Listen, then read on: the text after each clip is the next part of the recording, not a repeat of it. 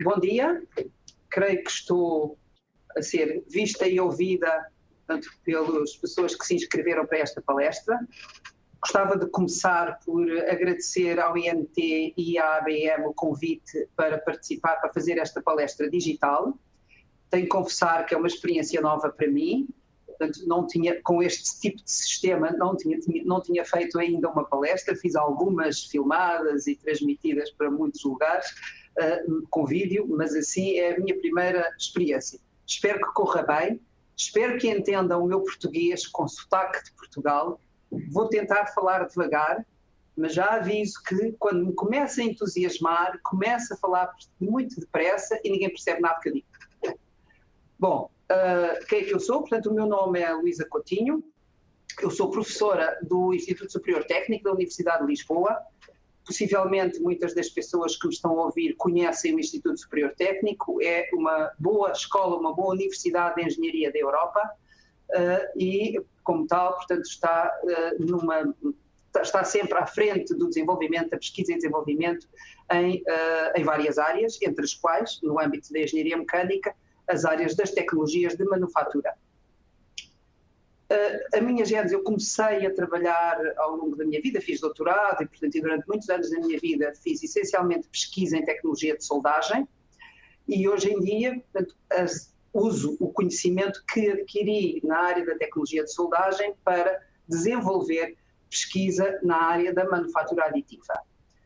Venho então hoje falar-vos um pouco do conceito da indústria 4.0, que oportunidades é que estão aí para o mundo em geral, e depois um pouco, portanto, dos vários pilares em que assenta a indústria 4.0 e da manufatura aditiva, e vou-vos passar também alguns exemplos, portanto, de casos que temos estado a desenvolver.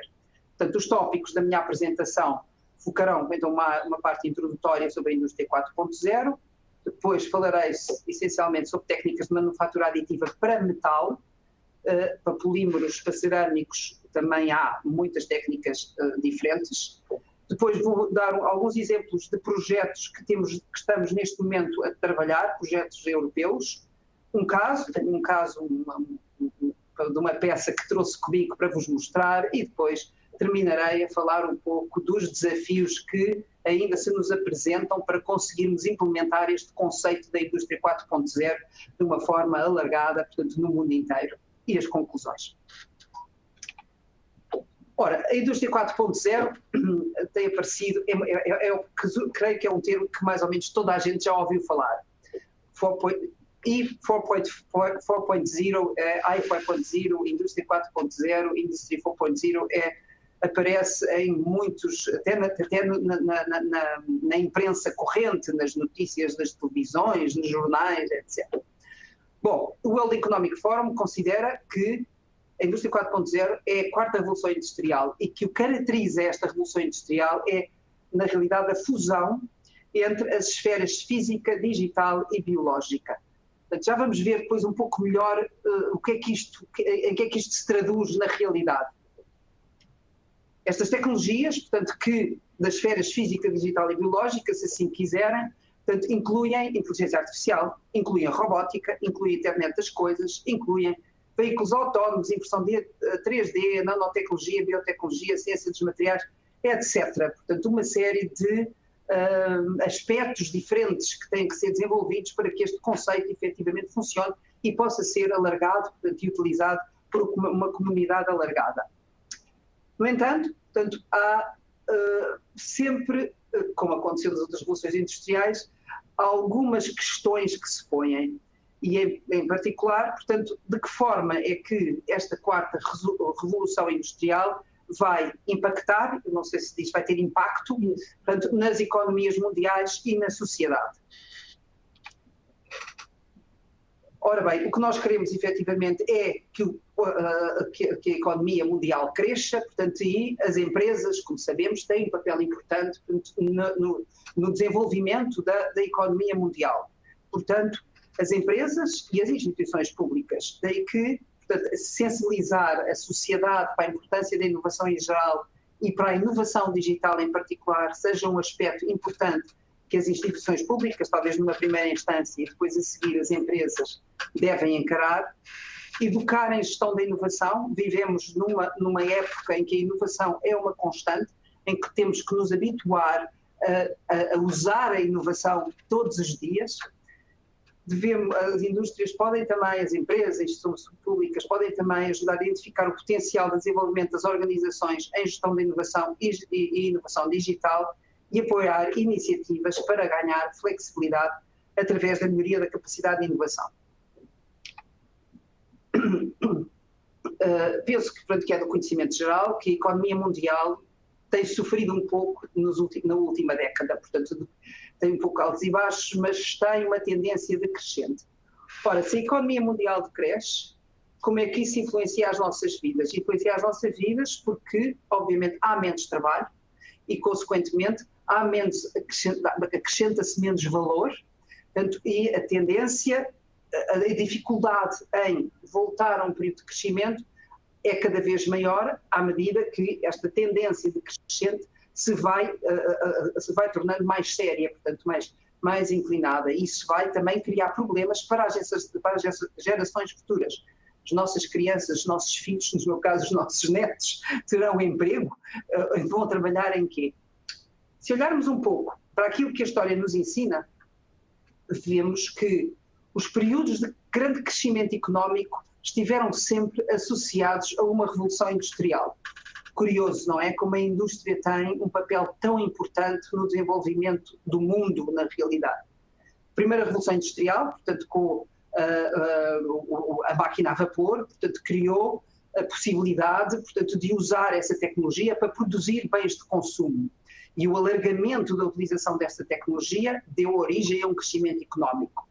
Anos mais tarde, portanto, já no meio do século XX, a ideia de fazer, de automatizar, de mecanizar a produção das empresas através, portanto, daquelas linhas de assemblagem com tapetes rolantes, não sei se diz tapetes rolantes, passadeiras rolantes, portanto, que facilitavam o transporte das várias peças que se incorporavam numa determinada construção, portanto, e conseguiam, como tal, melhorar significativamente a produtividade, foi outra época de exemplo de crescimento industrial e de crescimento económico.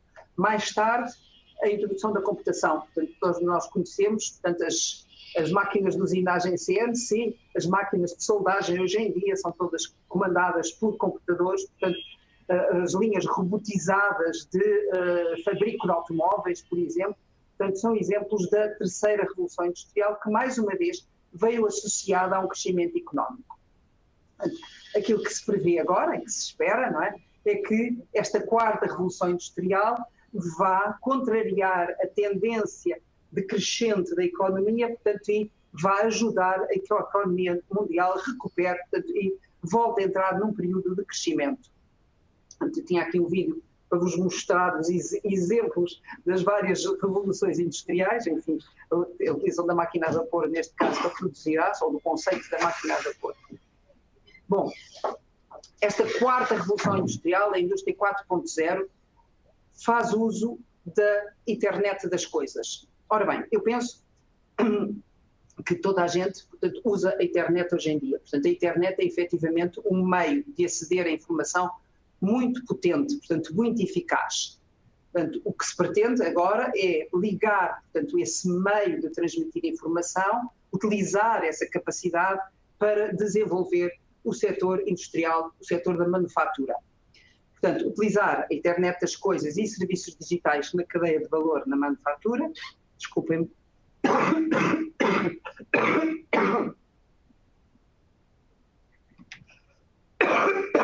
a minha garganta está muito mal, entre os ar-condicionados, alterar o design do hardware, passar da fase da mecatrónica, que caracterizou a terceira revolução, para uma fase ciberfísica, e aproveitar da geração de dados em tempo real para melhorar a capacitação em termos de fabricação.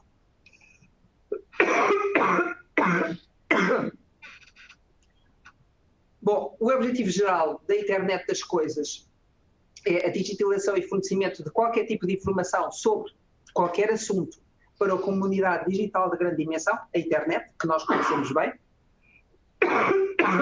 mas também essa capacidade, não é? Esse objetivo, faz uso da possibilidade de analisar os dados que existem na internet e utilizá-los com uma determinada finalidade.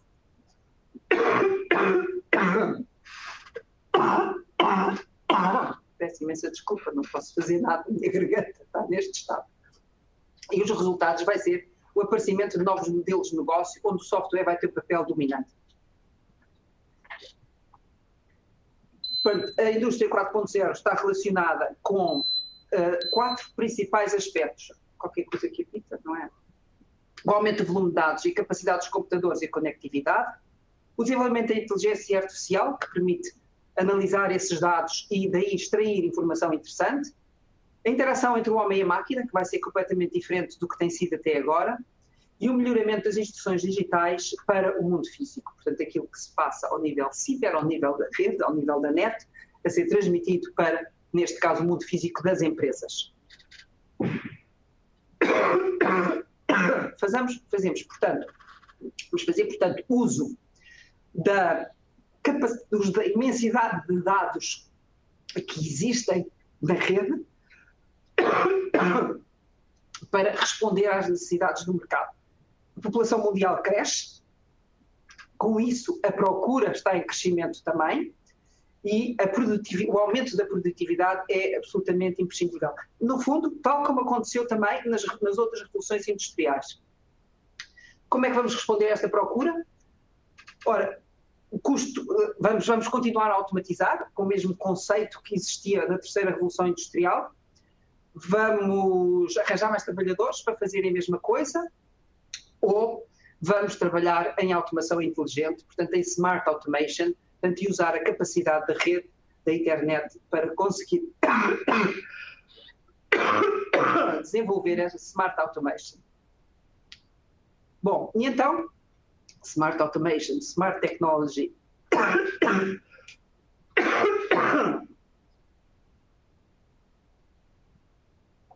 smart enterprise são termos que se ouvem também muito por aí, soam bem, não é? Vendem bem. Mas este conceito da smart technology vai resultar em vários aspectos que são interessantes. Melhoria das qualidades dos produtos, maior flexibilidade, apagar as barreiras de adoção, portanto é mais fácil para nós utilizarmos aquilo que é produzido, maior retorno do investimento a longo prazo, isso é importante para as empresas, para os governos, aumento de taxas de produtividade, redução de ciclos de fabrico, redução de desperdício e retrabalho, aumento da eficiência de recursos, ciclos de inovação mais curtos e ligação entre cliente e fornecedor. Peço imensa desculpa, não?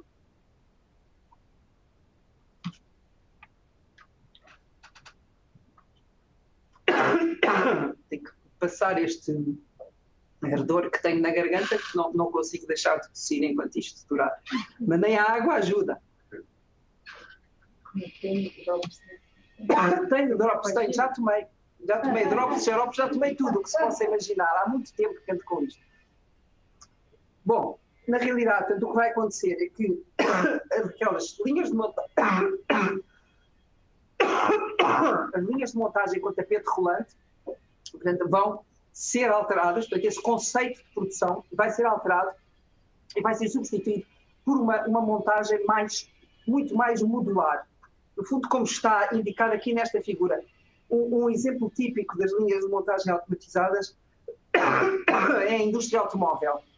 Mas aquilo que se prevê é que a indústria automóvel, em vez de fazer o carro a partir do princípio até sair, numa linha de montagem, até sair o automóvel do outro lado completamente montado, o que vai fazer a montagem das várias partes em células separadas. Portanto, um conceito diferente. E isso vai ser, no fundo, orientado, portanto, organizado por um controle central, um Digital Mastermind, que vai indicar qual é a célula de fabrico que vai, em determinada altura, realizar uma determinada montagem. E assim poderemos ter várias células de fabricos com o controle de qualidade digital. O foco, o que se pretende atingir, a eficiência na recolha e tratamento de dados de fabrico e que esses dados de fabrico, depois essa eficiência na recolha, dê também, seja tratada, não é? Portanto, pelos os algoritmos de inteligência artificial e dê depois instruções aos vários postos de trabalho para que as operações sejam feitas de uma forma otimizada. Portanto, o panorama vai ser este. Portanto, num lugar qualquer do mundo, há de haver uma unidade de controle centralizada, informatizada, e desta unidade central saem instruções de fabrico para as células de fabrico que podem estar colocadas em diferentes lugares, em diferentes países. Isso vai permitir que estas células de fabrico, estas empresas de fabrico, sejam localizadas regionalmente e, pela flexibilidade associada à manufatura aditiva, que produzam aquilo que o mercado daquela região requer. Portanto, customizar, não sei se diz aqui customizar a produção. Hoje em dia, não sei porque, bom, hoje em dia as fábricas estão muito organizadas como está dentro desta caixa que está neste slide. Portanto, que aquilo que dizia há pouco da indústria automóvel. Portanto, as peças são introduzidas na linha de montagem e depois sofrem a linha de montagem, portanto, tem uma série de operações e as peças, os produtos, vão andando ao longo da linha de montagem e sofrendo as várias operações até chegar ao produto final fabricado. As informações que são geradas por estes equipamentos, que hoje em dia, na realidade, são controladas por operadores, tipicamente um por cada equipamento, ou próximo disso, portanto, operadores que olham para as indicações que estes equipamentos vão dando e que, caso vejam alguma anomalia, portanto, vão corrigir. Portanto, essas indicações, esses dados, vão ser transmitidos para uma layer, uma camada, portanto, que vai agarrar nesses dados e usá-los para fazer uma simulação e uma análise daquele processo produtivo. Depois, essa análise pode ser cruzada com unidades de fabrico similares, portanto, vai ser transmitida para um armazenamento local e daí para a cloud. E na cloud, na nuvem, pode ser cruzada com informações similares de outras unidades produtivas, portanto, e na cloud, esses dados comparados, de forma a que depois saiam instruções otimizadas que são novamente fornecidas à empresa, portanto, e que permitirão ajustar esta linha de montagem de modo a tirar o maior partido, portanto, da capacidade que está instalada. Portanto, é isso que se prevê. É esta comunicação, portanto, entre sistemas, entre dados e este tratamento de dados feito em larga escala, portanto, que cruzamento de dados de várias unidades situadas em locais diferentes vai permitir otimizar a produção. A indústria 4.0 assenta em 9 pilares tecnológicos. Os robôs autónomos, portanto, eu penso que todos nós conhecemos os robôs, no entanto, a produção robotizada não é assim tão alargada como se pensa. Portanto, e os robôs que existem hoje em dia não são, na maior parte das vezes, robôs autónomos, portanto, requerem alguma interação com o homem e alguma programação e algum trabalho, portanto, da pessoa. A simulação, portanto, que permite aquilo que eu disse há pouco, portanto, ir buscar os dados das unidades de fabricação, das unidades de manufatura, comparar com outras unidades similares e dar instruções otimizadas. Mas não só, portanto, com simulação, pode-se também, imaginemos que queremos produzir uma peça diferente, que é a capacidade que eu tenho instalada aqui no Rio de Janeiro, é uma empresa de manufatura aditiva que está a produzir cadeiras. Mas, de repente, amanhã, os meus clientes estão-me a pedir para produzir mesas. Ora, como é que eu vou ajustar aquela linha de produção robotizada para produzir mesas? Portanto, eu posso utilizar a simulação para analisar aquilo que vou ter que fazer e ajustar os processos de produção de forma a que, efetivamente, as mesas saiam no fim. E, com isso, reduzir significativamente o tempo de ajuste físico dos equipamentos da linha de montagem. Depois, a integração horizontal e vertical de sistemas. Ora, hoje em dia, poucas são as empresas que estão em comunicação constante com os seus fornecedores e com os seus clientes. Possivelmente, até em muitas empresas, nem há uma comunicação constante entre os vários setores, os vários departamentos das empresas, sei lá, entre a produção e a qualidade, por exemplo. Pronto, essa integração que as tecnologias de informação, portanto, que a internet permite entre aquilo que está a acontecer na empresa e aquilo que o cliente requer ou aquilo que faz falta do fornecedor, portanto, vai permitir também otimizar, no fundo, a logística, no fundo, o fornecimento de material à empresa para produzir determinado componente. A internet das coisas industrial, portanto, isso eu já falei. A segurança, a cibersegurança é um aspecto muito, muito importante, portanto, naturalmente. Portanto, todos nós sabemos, portanto, que, até porque, sei lá, todos nós usamos internet na banca, não? Para bem de nós todos, esperemos que, efetivamente, haja bons sistemas de segurança, portanto, quando há estas transmissões de dados, portanto, feitas pela net.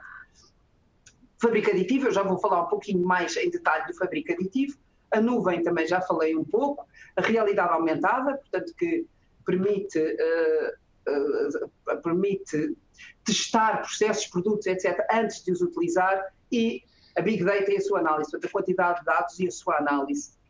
Penso que toda a gente conhece alguns exemplos desta utilização da Big Data e da sua análise.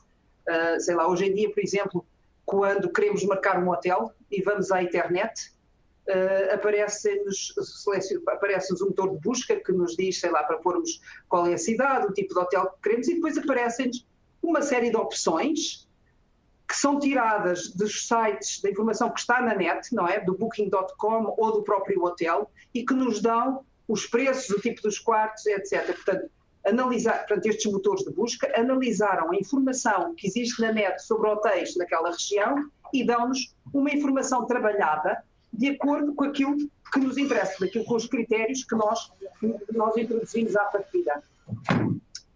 Outro exemplo que é interessante também, eu penso que muita gente usa o Waze.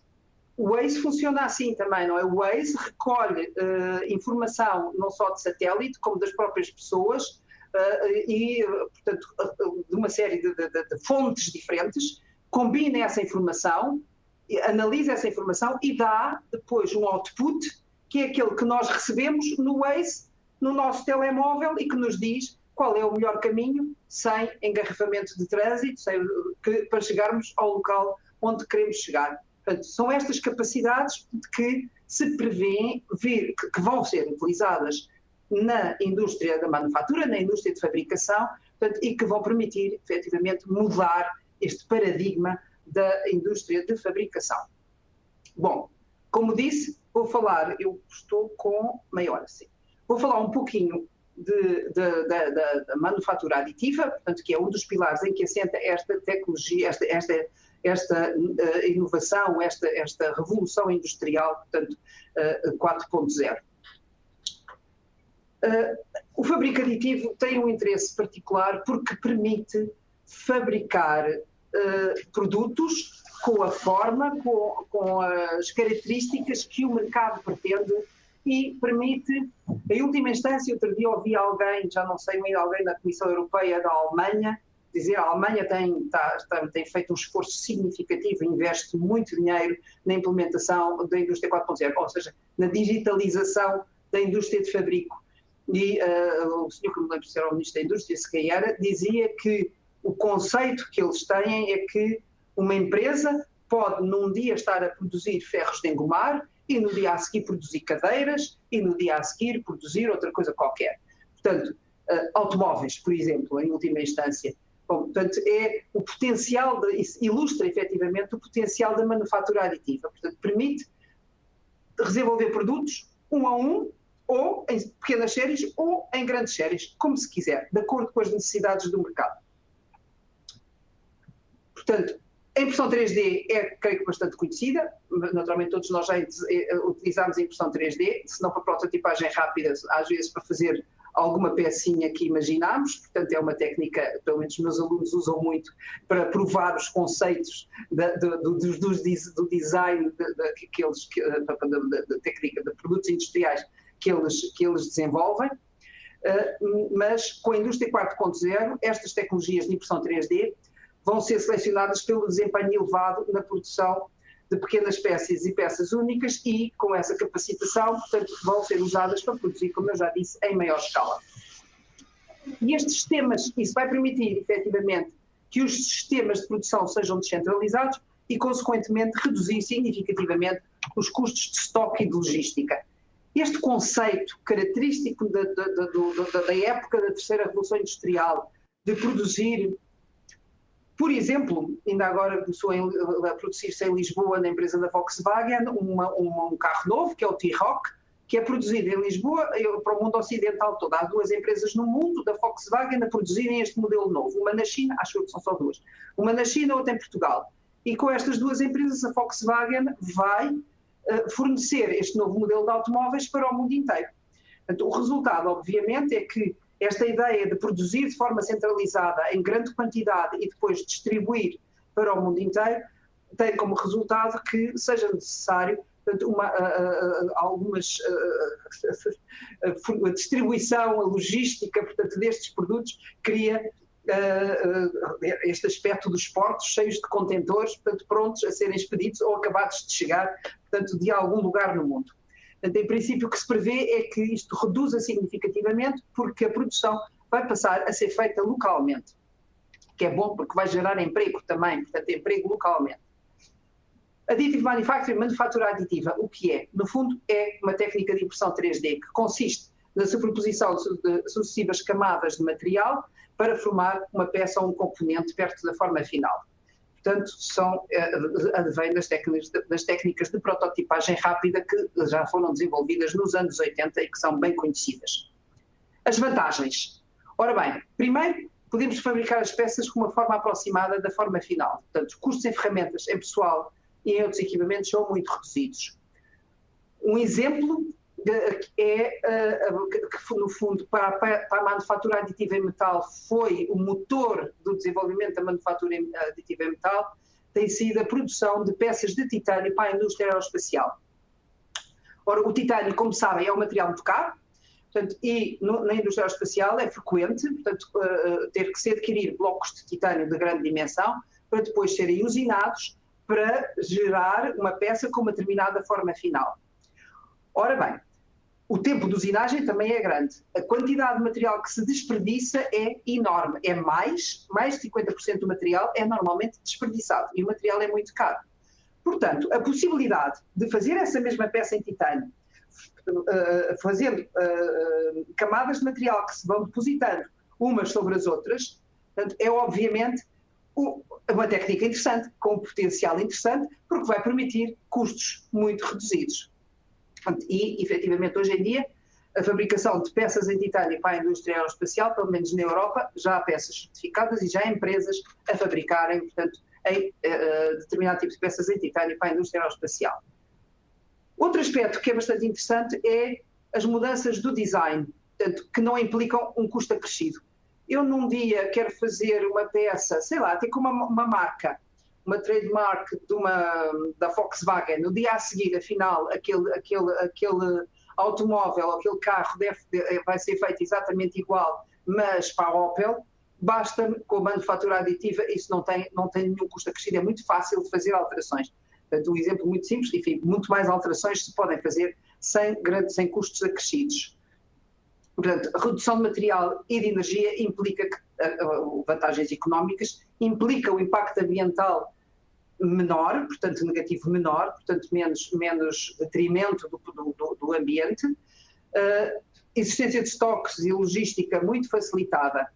E o preço, espera-se que venha aos poucos a aproximar-se do preço das peças ou dos equipamentos, dos produtos produzidos em série. Estas técnicas de manufatura aditiva são cada vez mais exploradas na atualidade, portanto, na produção em metal, eu estou a falar sempre em metal, como eu disse no início, a minha base é o metal, é a soldagem, porque ultrapassam, portanto, estes problemas de custo elevado em energia, de grandes quantidades de desperdícios sólidos, de várias etapas de processamento até à obtenção da peça final. Há vários processos de manufatura aditiva para metal, Tipicamente, eles usam fontes de calor que são também utilizadas em soldadura por fusão, laser, feixe de eletrões e arco elétrico. Utilizam consumíveis, fios e pós. Algumas das técnicas de laser e de feixe de eletrões utilizam mesas de pós, portanto, em que o laser depois vai fundindo esses pós camada a camada, portanto, até fazer a forma final. Pode ser também pó, eu acho que é o slide seguinte. Aqui está, portanto, o esquema dos três grandes, se quiseres, três grandes processos, ou três maiores processos utilizados em manufatura aditiva metal. Portanto, o laser, eu falei do primeiro, portanto, a mesa de pós com o feixe de eletrões ou de laser a incidir numa mesa de pós e a executar um determinado percurso que vai depositando camada a camada, vai fundindo camada a camada, portanto, aqueles pós e criando a peça final. O segundo exemplo que está no meio, portanto, é outro exemplo em que existe mesmo laser como fonte de calor, mas o pó é fornecido coaxialmente com o laser. E no terceiro caso, portanto, é a manufatura aditiva por arco elétrico, portanto, em que se usa um arco elétrico e uma alimentação do material por fio, portanto, o material esse que vai sendo fundido e vai depositando camada a camada a peça com a forma final, perto da forma final que se pretende. Olha, este ficou, não sei o que se passa aqui, mas isto está um pouco estranho. Bom, era só um diagrama muito conhecido da aranha que mostra as diferentes capacidades destas várias técnicas, mas eu já vou falar nisso outra vez. Aquilo que acontece, portanto, é que estas técnicas de manufatura aditivas são tanto mais interessantes em termos de custo, quanto mais complexas, quanto mais detalhadas são as peças que queremos produzir.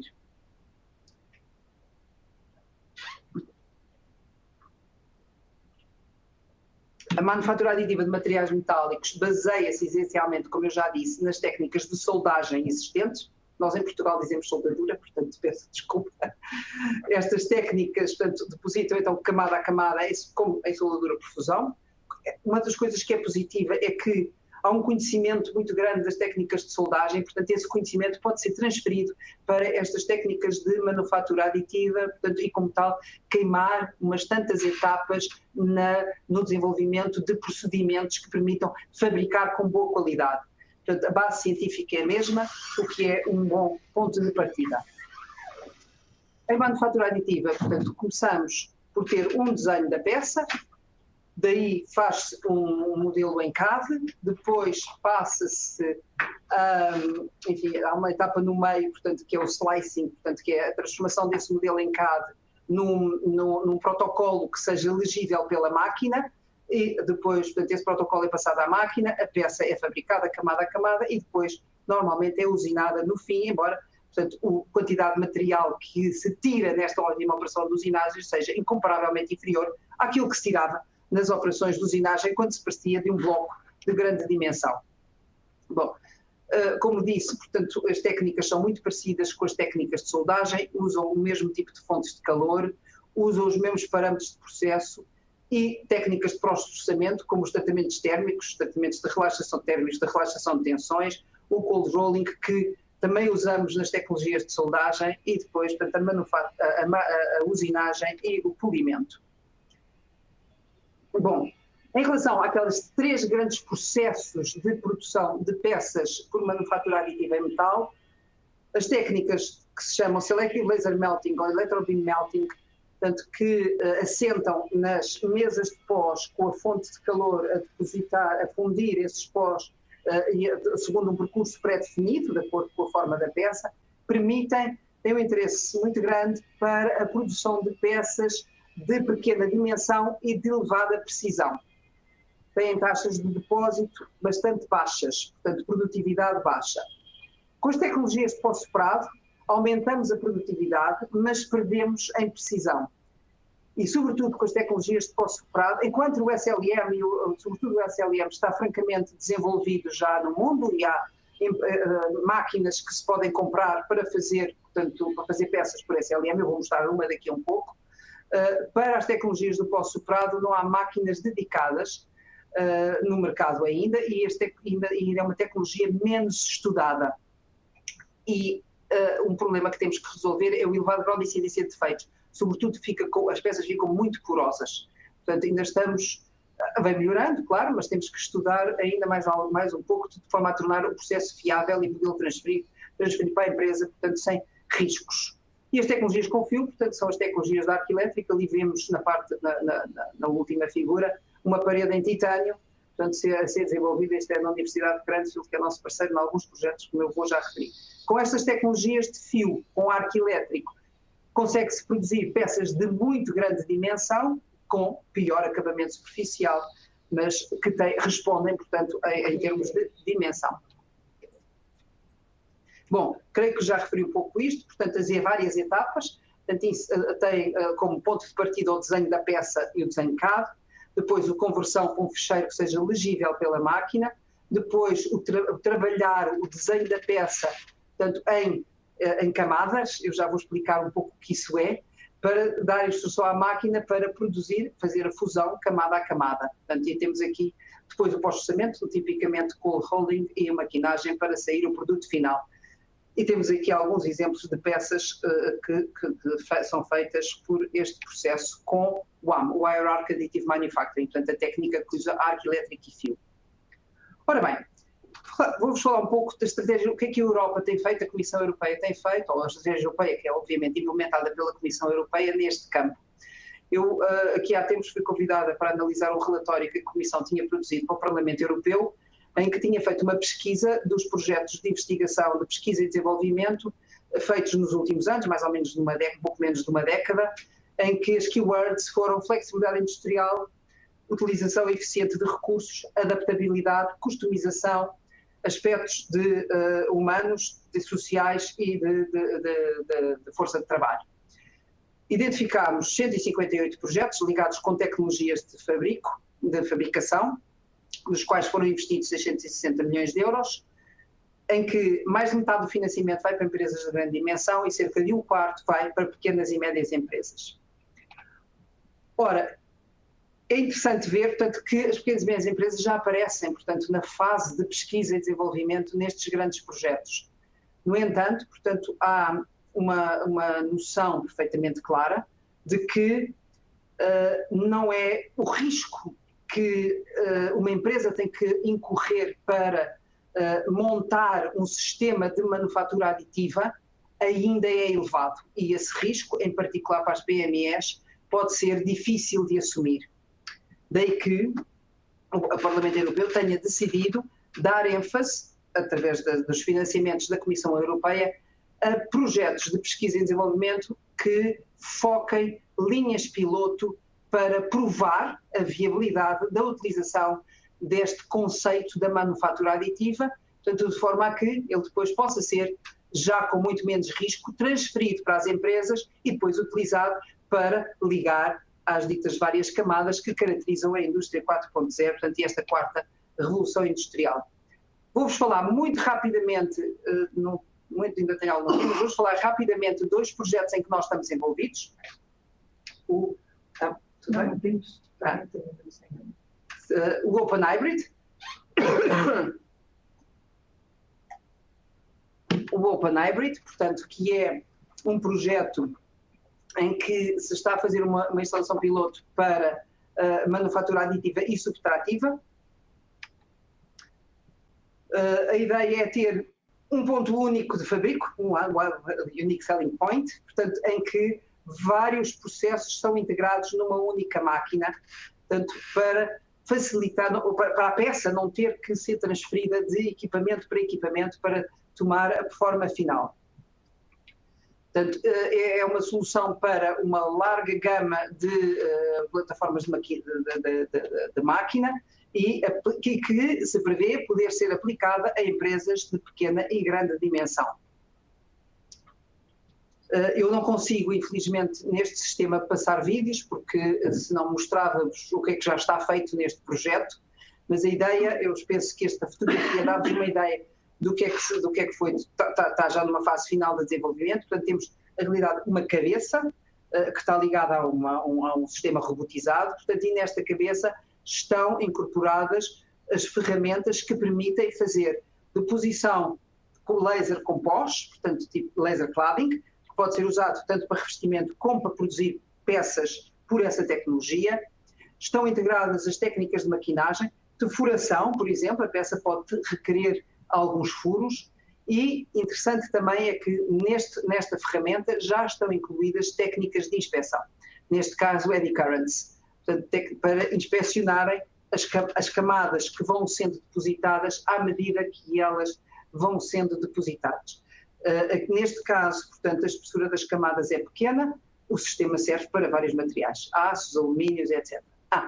Eu esqueci uma coisa há pouco, falei do interesse do titânio como um material que, no fundo, esteve na gênese da ideia de fabricar peças de grandes dimensões por manufatura aditiva. As razões que levaram a que o processo fosse evoluído para titânio são hoje em dia válidas, obviamente, para o titânio, mas não seriam válidas para produzir peças em alumínio em aço. Portanto, o alumínio e o aço são materiais não tão caros como o titânio e onde, portanto, a utilização de uma tecnologia que, na realidade, é muito mais cara do que as tecnologias convencionais, não pode não trazer um efeito económico, portanto, uma poupança, um custo menor, tão significativo como no caso do titânio. No entanto, o facto de se poder produzir, usando o mesmo conceito, peças em alumínio e aço, tem outras vantagens. Para já, um aspecto que a Europa é muito preocupada, que é a implicação no ambiente. Portanto, o facto de haver menos desperdício, de haver menos lixo criado, portanto, é considerado um aspecto francamente positivo. E depois a customização, não é? O facto de se poder fazer a peça com a forma, com o material, em liga de alumínio, em qualquer tipo de aço que se pretende para uma determinada aplicação. Um exemplo interessante, talvez, que vos possa dar da utilização deste conceito são as operações de manutenção de grandes empresas. Vamos imaginar que temos que fazer uma operação de manutenção numa instalação que está em campo, longe, em algum lugar, no mar até, por exemplo. Ao fazer a inspeção, detecta-se a inspeção, portanto, e determinar o que é necessário fazer, portanto, de acordo com os resultados da inspeção, detecta-se que há uma peça que tem que ser substituída. Bom, se estamos muito longe do lugar onde essa peça é fabricada, a instalação vai ter que ficar parada muito tempo, portanto, à espera que essa peça venha. É um cenário possível. Não sei se frequente no Brasil, se não, mas é um cenário possível. Bom, se nessa zona houver um equipamento que permita, por manufatura aditiva, com mesa de pós ou com fio, fazer essa peça no local, isso vai encurtar o tempo de reparação substancialmente.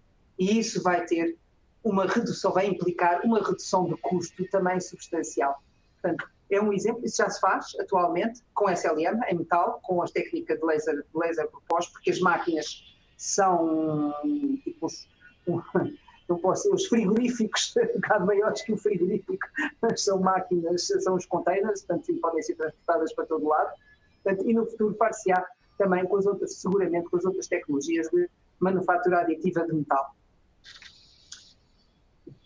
Bom, portanto, o que estamos, neste caso, como eu disse, portanto, uma das cabeças é uma cabeça de laser híbrida, portanto, que pode funcionar com pó ou com fio, como material, portanto, que é fundido, portanto, e a cabeça tem uma série de ferramentas que se podem ir alterando, portanto, se podem ir mudando, portanto, e que vão fabricar a peça com forma final, sem ela sair do mesmo posto de trabalho.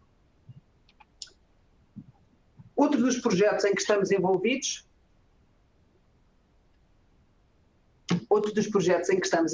portanto, é o LASIM. Portanto, naquele caso, no caso do Open Hybrid, desenvolvemos uma instalação piloto, já está operacional, acabou de ter agora uma demonstração, e importante também, uma sessão de formação de pessoal.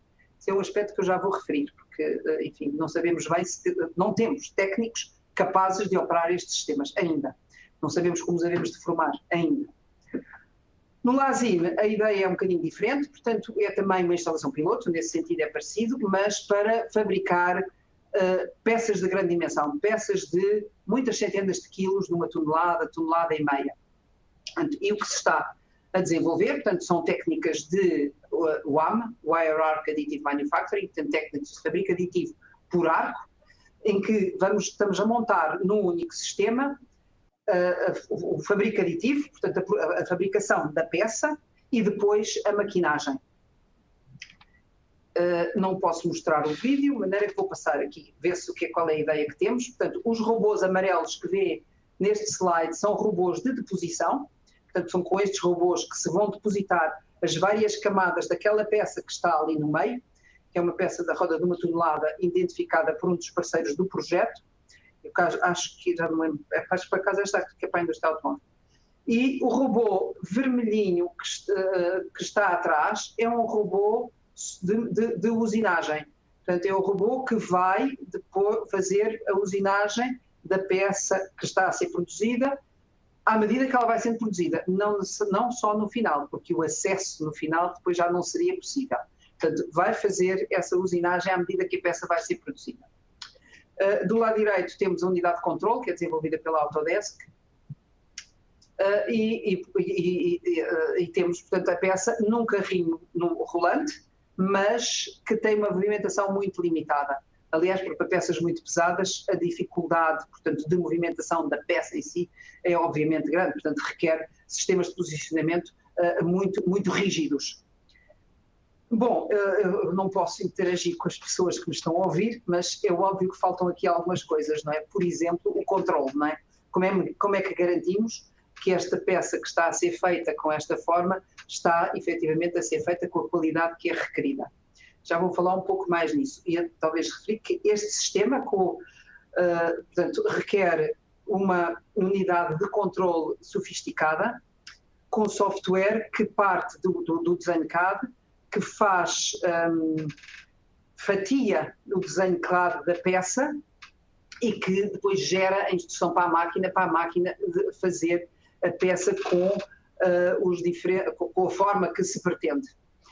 E este sistema já está pensado, já está todo concebido, o controle está desenvolvido e está neste momento a ser montado numa empresa de Espanha chamada Naloxin.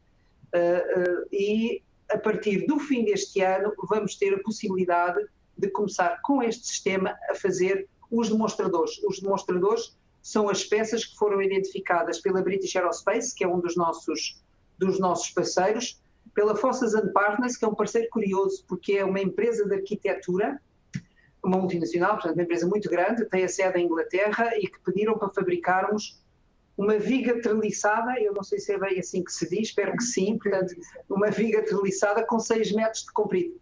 Bem, para dizer a verdade, 6 metros de comprido não vamos conseguir, vamos fazer em 2 partes neste sistema, que é um demonstrador. No futuro pode-se fazer, mas neste sistema vamos fazer 3 metros de cada vez. E a Vestas, que é uma empresa de energia eólica. E que estas empresas identificaram as peças que vão ser feitas primeiro, no âmbito do projeto, com esta instalação robotizada, que depois ficará disponível para qualquer empresa trazer um desenho CAD ou até uma peça que depois possa, para ver da viabilidade de fabricar essa peça usando este tipo de tecnologia. Portanto, o que vamos ter no caso deste projeto, portanto, são 2 robôs com uma deposição paralela. Vamos fazer a deposição, depois vamos tentar incorporar um sistema de controle não destrutivo dentro de ensaios não destrutivos para fazer a verificação da qualidade dos defeitos camada a camada. A ideia é que o ensaio, portanto, a inspeção permite identificar se há defeitos e se houver, portanto, a peça vai ao robô, o robô de usinagem vem à peça, limpa, usina a zona onde está o defeito e depois o robô de deposição volta a encher. Portanto, end mais a remoção da camada por usinagem. Portanto, depois a deposição e a medição, e a deposição e o cold work no fundo é rolamento, como é que não sei, cold rolling é rolamento a frio, rolagem a frio, não sei como se chama, laminação a frio, portanto que permite melhorar o acabamento superficial e portanto minimizar a incidência de defeitos entre as várias camadas. e combinações de todas estas ideias. Tenho uma pergunta do Marcos Vinícius Barros Lopes. Com relação aos tipos de materiais empregados, podem ser manufaturados por camada em qualquer metal? Sim. A resposta é nitidamente qualquer metal, sem dúvida nenhuma. Como sabemos, há metais que fundem e solidificam e em que se pode, controlando o ciclo térmico da fusão e da solidificação, se obtêm as estruturas micrográficas e o comportamento mecânico que se pretendem, de uma forma fácil. Nós em soldagem dizemos que há materiais que são amigos da soldagem, portanto são os materiais que fundem e solidificam sem nos criarem grandes problemas. Há outros materiais que criam mais problemas. No entanto, como disse no início, pelo facto de conhecermos muito bem, portanto, os aspectos de metalurgia da soldagem, somos capazes de transferir esse conhecimento para a produção de peças usando estas tecnologias. Níquel, outras ligas, o que se quiser, não é? Titânio, níquel, cobre, portanto, em qualquer liga metálica. Portanto, pode-se efetivamente produzir com maior ou menor dificuldade, não é? Mas pode-se produzir com todos. As ligas de alumínio são um ótimo exemplo, porque as ligas de alumínio são uma diversidade tal, portanto, que temos todos os casos. Temos ligas de alumínio que reagem muito bem à fusão e à solidificação, e temos outras que criam precipitados e criam imensos problemas e que temos muita dificuldade em soldar e, consequentemente, em utilizar neste tipo de sistemas. Bom, há muito trabalho na área de pesquisa de materiais, de metalurgia, comportamento mecânico ainda para fazer, para se cobrir, portanto, todas as potenciais aplicações destas tecnologias em metal. Um aspecto que é importante e que eu referi, não sei se conseguem ver bem, porque aqui no meu caso aparece-me isto, umas figuras só com os pontos. Enfim, vou tentar explicar o que é que isto quer dizer. Falei-vos que para se fazerem as peças usando estas tecnologias se parte do design, portanto que idealmente já desenvolvido em CAD. Portanto, importa-se esse modelo CAD para um software que vai fazer um slicing, portanto vai fatiar esta peça, neste caso são tipo 2 anéis com uma parede no meio, portanto, e depois, portanto, cada uma dessas fatias vai ser programada, o software vai dar a programação para os parâmetros, para serem utilizados pela máquina, cá em baixo, no ponto 4, portanto, para produzir essa camada. Pronto, depois, a máquina, portanto, é instruída para realizar a deposição segundo esse código que foi gerado pelo software, pelo sistema de controle, portanto, e faz a peça que seguidamente é maquinada. Mas há outra hipótese, portanto, há várias hipóteses de simplificar o desenho da peça, a forma da peça, de forma a que seja fácil, que seja mais simples, gerar as instruções para o fabrico, para a máquina que faz a deposição. Por exemplo, para esta mesma peça, com os 2 cilindros com a parede no meio, uma hipótese que temos, o software de Cranfield faz isto, portanto, é dividir em 3 peças simples, 2 cilindros com uma parede no meio, e fazer depois a deposição peça a peça. Deposito, por exemplo, primeiro um cilindro, depois deposito outro cilindro e depois deposito a parede do meio. Ou deposito o cilindro, depois deposito a parede do meio, depois deposito outro cilindro. Portanto, estas instruções são dadas à máquina, portanto, que fará a deposição das camadas usando uma metodologia ou outra metodologia. O aspecto de design, quer para todas estas técnicas, não é só para o AM, também para as técnicas com laser e com feixes de eletrões, portanto, requer portanto, desenvolvimento de software e praticamente cada caso é um caso. Portanto, o que estamos a tentar fazer agora nesta área de design é desenvolver uma metodologia, regras, no fundo, regras como no passado se fazia para o desenho técnico, havia para o desenho técnico, portanto, estamos a desenvolver regras para facilitar portanto, o desenvolvimento de códigos para partir do desenho e dar a instrução à máquina para produzir aquilo que se pretende. Bom, programação automática do percurso.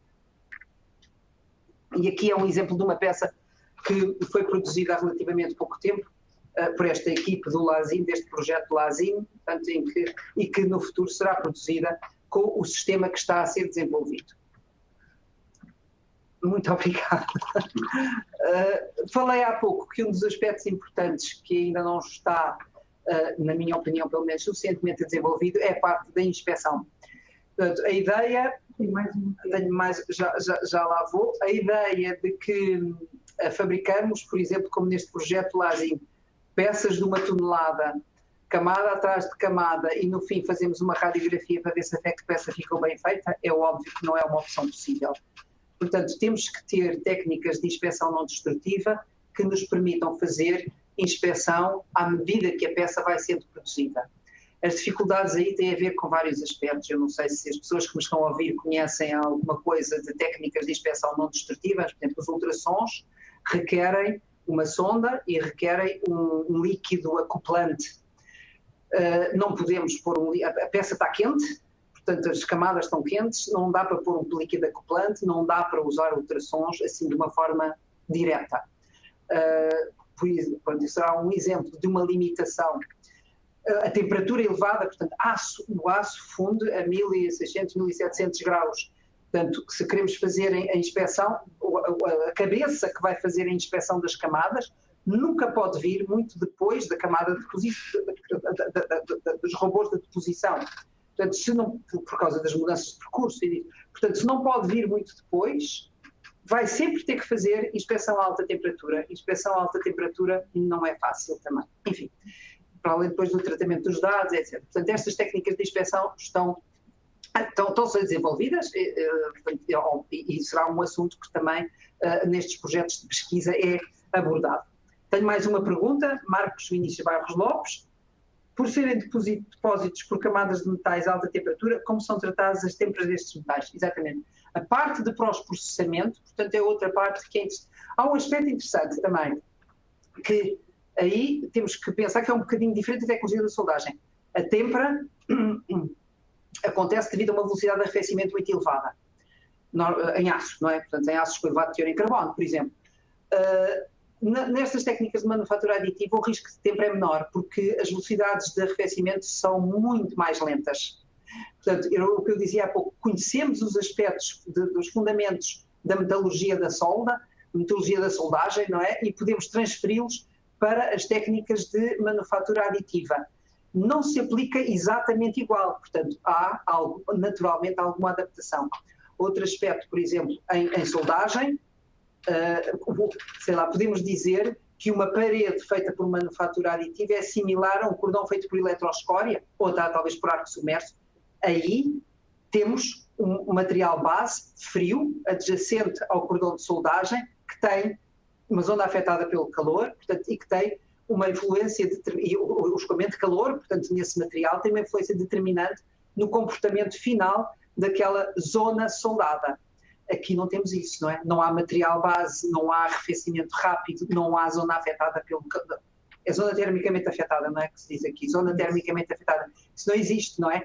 No fundo, há só zona fundida. E a gente sabe, também pelo que aprendeu na soldagem, que na zona fundida até consegue controlar a composição da zona fundida, consegue controlar a dimensão do grão, não é? Consegue introduzir mais elementos de liga para obter determinada vantagem, enfim, portanto, aquilo que conhece do que faz em soldagem para melhorar as características da zona fundida, pode efetivamente transferir para estas técnicas de manufatura aditiva. Não consigo mostrar o vídeo, portanto, e aquele também não mexe, vou andar para a frente. Análise de um caso. Ora bem, agora não sei bem como é que vou fazer isto, não tenho tempo, estou mesmo a acabar, não é? Não, tem mais meia hora. Mas depois tenho uma fase de perguntas, não é? A última meia hora era para perguntas. Bom, eu vou usar um bocadinho da meia hora para perguntas para vos mostrar um caso que trouxe. Ora, vamos lá ver. Consegue-se ver o que é que eu tenho aqui e que está, eu tirei umas fotografias e está no slide que estão a ver à vossa frente. Com os dedos mostro o tamanho desta pecinha que é um abre-garrafas, que foi fabricado por SLM, a técnica de laser com mesa de pós. Agora vou passar aqui para trás, para as pessoas poderem segurar. Isto é fabricado numa empresa da Renishaw que faz equipamentos de SLM que vende no mercado e que, portanto, faz estas peças e muitas outras. Ora bem, eu não vos posso perguntar o que é que acham de diferente entre este abre-garrafas e os abre-garrafas que usam normalmente em casa, porque não me podem responder, de maneira que vou tentar falar-vos um pouco nisso. Bom, este abre-garrafas, para já, tem uma estrutura muito fina, não é? É oco por dentro e tem uma série de fios, não é? De uma estrutura muito fina. Aqueles que compramos, portanto, alguém outro dia me dizia, quando eu perguntei como é que se faz um abre-garrafas, com uma folha metálica que é dobrada, não é? Para fazer o abre-garrafas. Pois. E depois o que é que acontece quando a folha metálica, quando a gente usa muito essa folha metálica? Acontece que às vezes o abre-garrafas começa a dobrar, não é? Naquela zona de ligação entre a zona mais estreita e a zona onde pegamos, não é? O abre-garrafas começa a dobrar. Às vezes até chega a danificar tanto que nem se pode usar mais, vai-se comprar outro até porque é barato. Bom, mas este exemplo mostra que efetivamente este fica de pernas para o ar. Muito estranho. Mas, por acaso, não tem grande importância, porque o que eu vos quero chamar a atenção é em relação à figura que vem em cima. Vem ainda de pernas para o ar, mas vem em cima.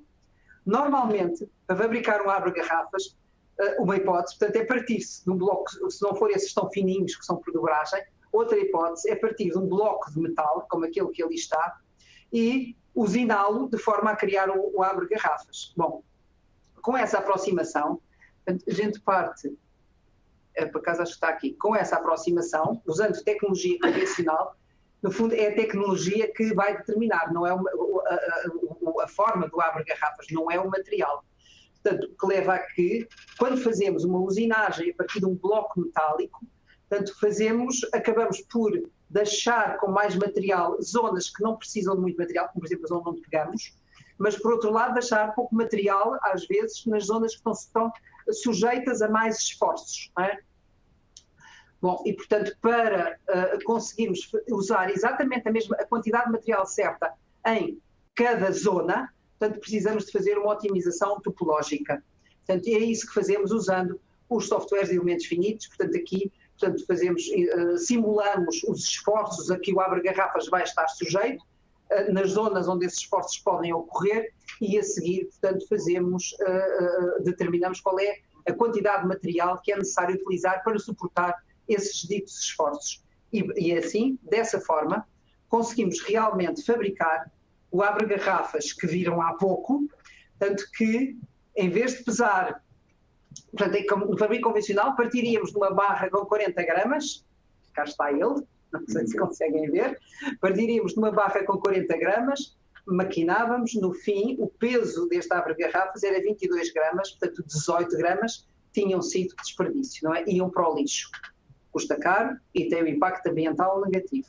Se fizermos a otimização topológica e o desenvolvermos por SLM, Selective Laser Melting, portanto a técnica de laser com pós, conseguimos fabricá-lo logo à partida com 8 gramas e a seguir, portanto, o acabamento, que aqui não sei se conseguem ver, aqui é bem polidinho, tirou só 2 gramas. Aliás, porque eu aí acho que não conseguem, mas aqui conseguem. O acabamento superficial que o SLM permite obter é o que se vê do lado de dentro. Portanto, podem ver que já é um acabamento muito bom. Portanto, eu creio que este exemplo, muito simples, de um produto que todos nós conhecemos e que usamos muitas vezes, portanto, vos explica de uma forma simples algum do potencial, portanto, destas tecnologias de manufatura aditiva.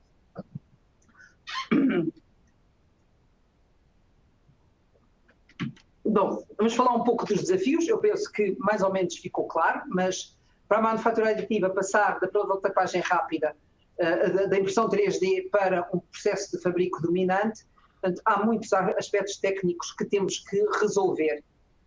Por exemplo, para quem sabe de polverometalurgia, eu sei que há aqui algumas pessoas que estão ao pé de mim que sabem, as características de fusão dos pós, a forma dos pós, o acabamento superficial dos pós, tudo isso, a oxidação dos pós, tudo isso vai ter influência na qualidade da peça final que se obtém.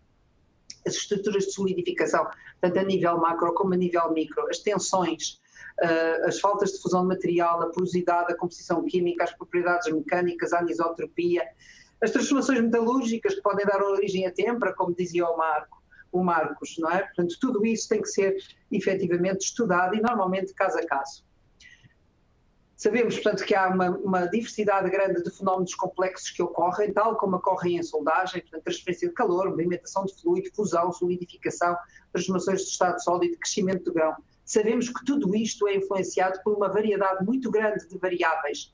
portanto, a variedade de variáveis por muitos parâmetros diferentes, como portanto, os parâmetros que influenciam a energia que fornecemos ao material, o tipo de material de adição, que estamos o material que é utilizado para fabricar a peça, o percurso, portanto, a forma. Reparem, quando é preciso fazer uma peça que tem cruzamentos, por exemplo, quando se faz um cruzamento vai haver uma dupla camada, uma dupla espessura, não é? Cada vez que cruza aumenta mais aí a altura. Portanto, o sistema, como é que vamos resolver isso? Portanto, temos que o robô tem que desacelerar, depositar menos material na zona onde existe esse cruzamento, não é?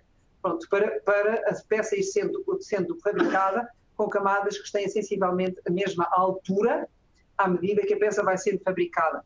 As características de posição, a dimensão, as formas, enfim, muitos aspectos que são conhecidos para algumas aplicações. Acabei de vos mostrar uma muito simples, mas que cada vez que surge uma nova aplicação podem requerer um novo estudo.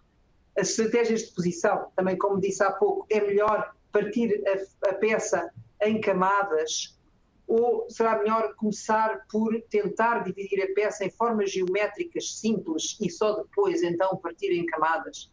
O que é que vai acontecer na junção, quem é de solda, Marcos é capaz de ver bem o que eu estou a dizer, não é? O que é que vai acontecer na junção entre várias camadas quando se faz uma parede larga?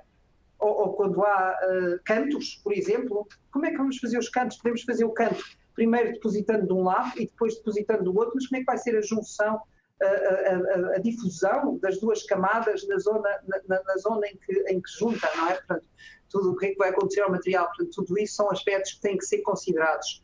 Depois, as estruturas, as formas geométricas, as propriedades mecânicas, enfim, tudo aspectos que são desafios, não é? Portanto, que têm que ser encarados, têm que ser analisados caso a caso ou para grupos de casos, para materiais similares, por exemplo. Depois, a parte do controle não destrutivo, portanto, a segurança de que estas peças são feitas, portanto, e que no fim não têm defeitos, é efetivamente, portanto, absolutamente imprescindível. E tem que ser feito, este controle não destrutivo, a avaliação dos entes tem que ser feito camada a camada ou aos poucos, pelo menos aos poucos, à medida que a peça vai sendo fabricada. Portanto, aqui tem alguns exemplos de peças fabricadas para bombardier, para uma turbina, portanto, etc. É por wire arc, portanto, por fio e arco elétrico, em titânio e em aço. Certificação de processos e produtos. A garantia da qualidade. Ora bem, a certificação de produtos, por exemplo, para aquilo que está a ser feito já em produção corrente para a indústria aeroespacial, como eu disse, o que se usou foi a norma que existia para a produção desse tipo de componente usando tecnologia convencional. Portanto, se produzindo por manufatura aditiva se conseguem cumprir os mesmos requisitos que se conseguem cumprir com a manufatura convencional, tudo bem, a indústria aeroespacial, depois de muito teste e de muitos anos de experiência, de experimentação, aceitou e já está a ser feito. A certificação de processos ainda não está a começar. Portanto, há um technical committee, portanto, um comitê técnico no CEN e na ISO, que trabalham normalmente em paralelo, portanto, no Comitê Europeu de Normalização e na International Standards Organization, no Comitê Internacional de Normalização, que trata já de desenvolver normas para fabrico aditivo. Começou pela parte de polímeros, que é aquilo que é mais usual, portanto, que já se usa largamente, mas começa a olhar agora também para a parte do metal. Portanto, em breve devemos ter normas para certificação de processos. Tenho aqui uma pergunta, vou ler. Vânia Andrade. O Brasil tem expressivos recursos minerais e de minerais de titânio como o anatácio. O desenvolvimento de manufatura aditiva para o titânio pode significar um ponto de inflexão no aproveitamento dessas medidas por reduzir o custo de produção das peças e permitir a utilização em várias indústrias, como aeroespacial, já falado, medicina, carros elétricos, muitas outras aplicações. Gostaria de pedir à palestrante para discorrer sobre o assunto. Eu acho que a sua contribuição é mais que lógica, não é? Portanto, claro, não é? O facto de se tornar muito mais barato fabricar em titânio vai aumentar a procura do titânio. Portanto, o fator custo, que a gente pode não gostar, mas acaba por ser sempre um fator determinante na decisão que uma empresa toma, vai ser muito menos pesado no titânio do que é agora. Portanto, eu acho que vai seguramente, todos estes materiais mais caros, na realidade, portanto, vão ter um potencial de utilização, a utilização vai crescer, não é? Portanto, para a exploração de titânio no Brasil, vai ter com certeza um impacto positivo. Desafios não técnicos, temos muitos desafios não técnicos também pela frente. A transição de uma produção em massa para uma produção customizada vai implicar a definição de novas competências profissionais. Quais são elas? Sabemos, neste momento, como é que devemos formar os nossos jovens para poderem vir a trabalhar na indústria, nestas indústrias, portanto, num universo da indústria 4.0, em que a fabricação é digital? Há aspectos óbvios, não é? Sabemos que nada se vai conseguir fabricar sem se dominar a tecnologia de manufatura. Impossível. Portanto, conhecimento sobre tecnologia de manufatura, sobre as tecnologias de manufatura, vai sempre ser necessário. Mas também sabemos, que, dito ao bom senso, não é? Que não chega. Portanto, vai ser com certeza necessário que os nossos jovens tenham boas competências na parte digital, em conhecimentos digitais. Portanto, que consigam operar os equipamentos, que consigam transmitir dados, que consigam analisar dados, que consigam desenvolver software. Portanto, isso sabemos. Agora, até que ponto, como é que vamos compor as ações de treinamento, os cursos de treinamento, para efetivamente conseguirmos, portanto, transmitir o conhecimento necessário, os skills, as capacidades, portanto, aos jovens para poderem vir a ser bons profissionais neste novo paradigma que vai acontecer na indústria. Às vezes é um pouco difícil de saber. Trabalhamos muito nisso, a Comissão Europeia discute muito isso e temos trabalhado muito nisso e começam a aparecer efetivamente muitas sugestões e muitos cursos nesta área. Tenho aqui mais uma pergunta. Leonardo Aquino, como profissional de engenharia, se prepara para ser agente dessa mudança. Exatamente. O que é mais crítico tecnicamente e o que é mais disruptivo na mudança de mindset. Muito bem, as duas coisas são necessárias. Como é que se vai preparar? Gostava de ter uma resposta direta, de dizer, com o curso que se oferece aqui no Rio, na universidade tal, no Senai, na escola tal. Pois, ainda não. Há cursos neste momento, portanto, o que temos muito já na Europa, portanto, é que, como aconteceu no fundo também já com outras tecnologias, é que as empresas como a Renishaw, por exemplo, que for como a EOS ou como a Concept Laser, que fabricam os equipamentos para a SLM, para esta tecnologia, elas próprias oferecem uns cursos aos operadores para aprenderem a operar a máquina. E esses cursos têm alguma informação também sobre obviamente, não é? Sobre a tecnologia, os parâmetros determinantes, a forma de os selecionar, etc. Não temos ainda cursos completos que permitam, sei lá, preparar um engenheiro em manufatura aditiva, por exemplo, não é? Ou preparar em manufatura digital, até mais genericamente, que seria o mais lógico, não é? Mas não temos começam a aparecer mestrados em manufatura aditiva. Daquilo que eu tenho visto, muito virados para os polímeros ainda, não tanto incorporando a parte do metal.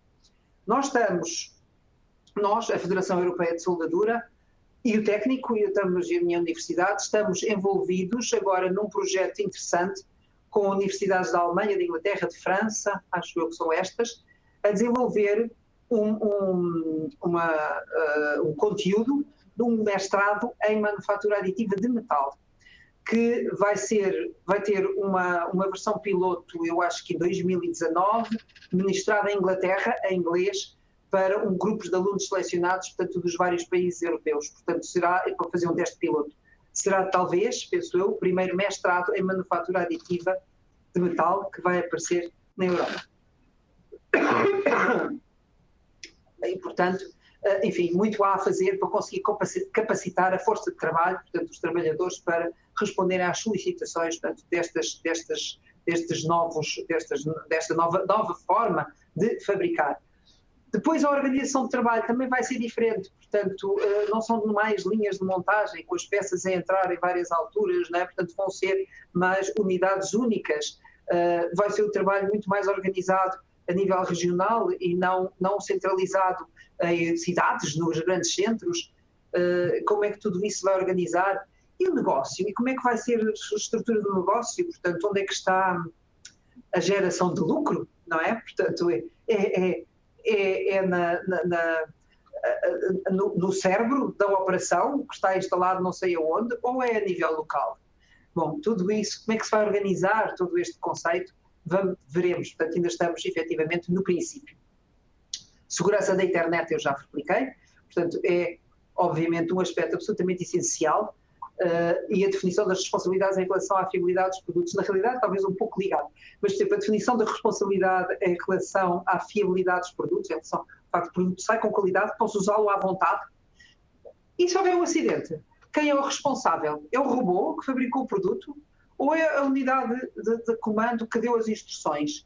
E se a unidade de comando deu as instruções certas e no meio houve uma falha da segurança e as instruções sofreram uma adulteração, portanto, e as que chegaram à máquina não foram as instruções corretas e não houve a noção de que isso aconteceu? De quem é a responsabilidade? Portanto, enfim, aspectos que têm que ser, portanto, analisados, portanto, que têm que ser resolvidos para bem de nós todos. Portanto, estas técnicas e este conceito podia ser utilizado, portanto, largamente, portanto, para a fabricação de produtos de consumo que nós utilizamos. Bom, como conclusões, penso que estou bem no tempo, pelo menos ainda temos algum tempo para perguntas e respostas, se me quiserem fazer mais perguntas, colocar mais perguntas e respostas. Portanto, em termos... Sim? Sim, ainda temos, em termos de conclusões, o que podemos concluir? Todos ouvimos falar da internet das coisas e da indústria 4.0 e da quarta revolução industrial, e são efetivamente termos largamente utilizados e é aquilo que está neste momento a acontecer.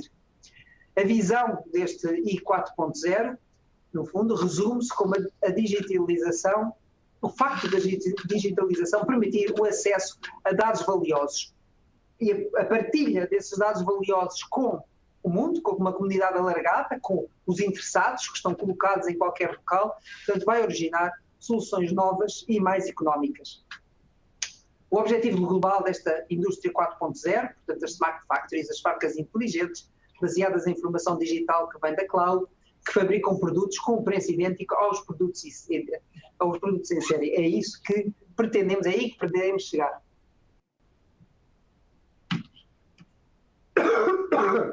E sabemos bem, portanto, normalmente algumas das pessoas que me estão a ouvir estão na indústria transformadora, portanto, procuram com certeza soluções que permitem fabricar peças complexas em volumes de produção baixos, porque o mercado quer isso e muito mais quereria se fosse mais fácil de fazer.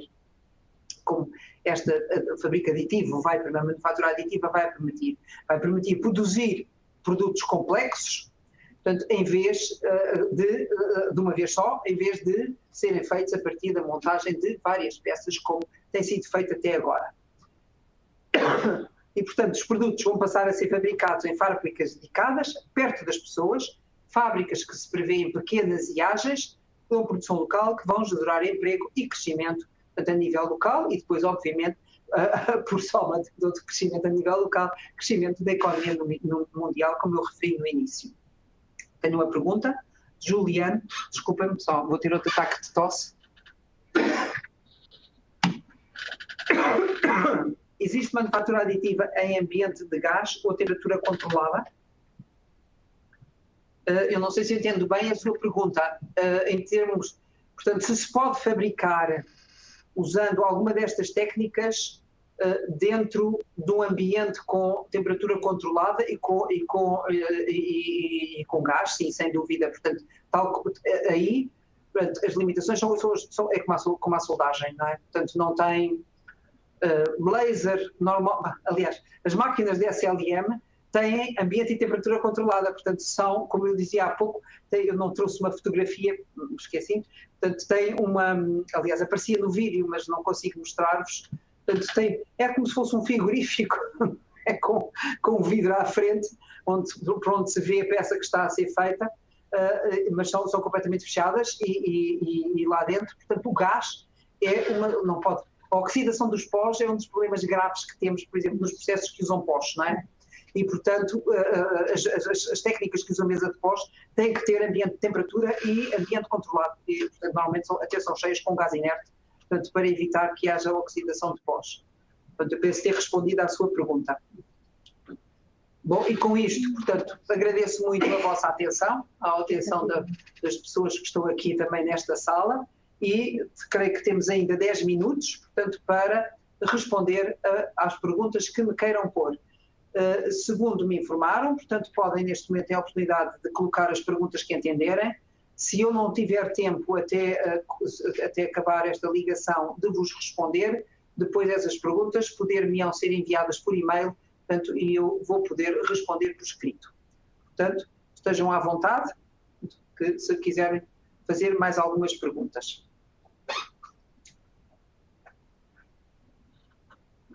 Peço desculpa da minha garganta, mas espero que o meu português não tenha sido difícil de entender. E não sei se aqui na sala alguém quer fazer alguma pergunta também, que normalmente também podem fazer, que eu posso repetir qual foi a pergunta.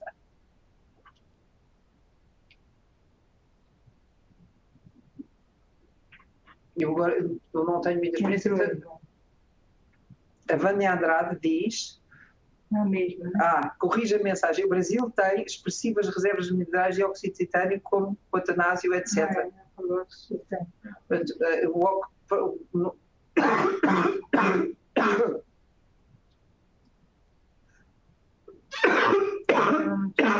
Sim, não tinha a dizer recursos minerais como o titânio e o óxido de titânio. Não creio que o óxido de titânio seja usado como tal para fabricar.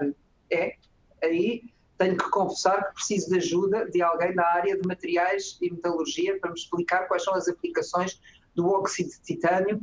Portanto, exemplo de uma peça fabricada em óxido de titânio. Alguém está? Cerâmica? As cerâmicas, sim. Sim, sem dúvida, tudo bem. Cerâmica, sim, faz-se manufatura aditiva com cerâmica. Aliás, eu acho que ainda há pouco ouvi que aqui no INT tem uma pessoa na Austrália a especializar-se em manufatura aditiva com cerâmica, e faz-se com materiais, manufatura aditiva com materiais para a indústria médica, materiais interessantes. Em Portugal, há uma empresa que desenvolve próteses e pele artificial feita em quitosano, e o quitosano é um material que eu não sei se conhecem, mas que é fabricado a partir das cascas dos camarões e das lagostas, e portanto é biocompatível e tem um potencial interessante para a indústria médica, e as peças são fabricadas exatamente, portanto, por manufatura aditiva. Cerâmicos também fabricados por manufatura aditiva, não tão facilmente como os polímeros. Portanto, para os polímeros já é uma técnica, se não convencional, pelo menos já bem estabelecida. Para cerâmicos e para metais ainda não. Ora, mais algumas perguntas que tenho aqui. Harry Wilson. Quero parabenizá-los pela palestra. Pronto. Muito obrigada, portanto, e torná-la gratuita, com muito prazer que faço esta palestra. Não temos mais perguntas, podemos encerrar. Bom, sim senhora, muito obrigada a todos pela vossa atenção, espero que tenham gostado. Creio que têm também depois... Pronto, acho que não tenho mais nenhuma mensagem para dar, pois não? Muito obrigada então, bom dia.